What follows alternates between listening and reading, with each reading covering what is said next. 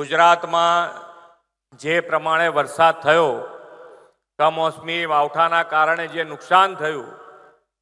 તો બધાયના મગજમાં એમ હતું કે આ માવઠામાં સરકાર કેવી રીતે સાથે ઊભી રહેશે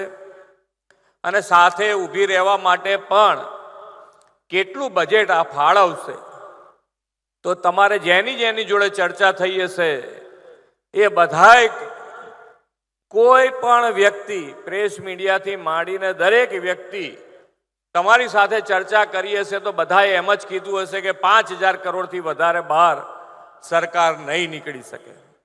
પણ જેમ ડબલ એન્જિન સરકાર છે, માન્ય આપણા વડાપ્રધાન શ્રી ના નેતૃત્વમાં અને અમિતભાઈના માર્ગદર્શનમાં જે ડબલ એન્જિન સરકારનો જે ફાયદો હોય છે એ આવા વખતે જ, જેમ આપણે કહીએ છીએ કે સાથે મળીએ તો ગમે તેવી મુશ્કેલી દૂર થઈ જાય, એ મુશ્કેલી દૂર કરવા માટે ડબલ એન્જિન સરકારના કારણે આપણે 10,000 કરોડ રૂપિયાનું બજેટ આપણે